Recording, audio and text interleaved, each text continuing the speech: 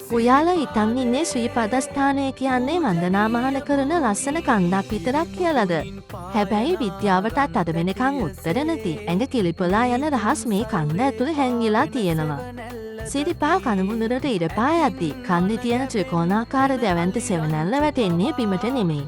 වටහි රහසේ මෙයිදු මුඩ පාවෙන්න ගන්නවා.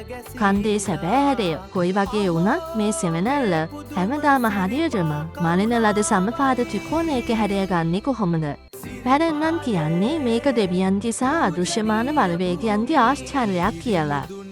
නමුත් ඊට වඩා බියකරුම දේ තියෙන්නේ කන්ද වටේ තියෙන ඝන වනාන්තරේ. මිනිසුන්ට කවදාවත් යන්න බැරි මාලිමාවල් පවත් උයා විරහිත වෙන අලිකුලි නැත්තම් රහස් අනිමම් කොටවල් මේ කැලේ තියෙනවා. වන්දනා සමය පටන් ගන්න දවසටයි ඉවර වෙන දවසටයි මිනිසුන්ට නොපෙනී කිසිම සද්දයක් නැතුව අලි රංචු පිටින් සිරිපා කරුණා කරලා නොපෙනී යන හැටි අදටත් අදෘශ්‍යමාන රහසක්. මේවා සබාදහමේ අහම්බයන්ද නැත්තම් අපිට නොපෙනෙන දීපමය හෝ අද්භූත බලවේගයන්ගේ ක්‍රියාවන්ද? ඔයාලා මේ ගැන දන්න දේ පල්ලෙන් කමෙන්ට් කරගෙන යන්න. මේ වගේ අභිරහස් වීඩියෝ බලන්න ස්මාර්ට් බ්‍රේන් එකේ ෆලෝ කරලා තියාගන්න. සබ්ස්ක්‍රයිබ් කරන්න.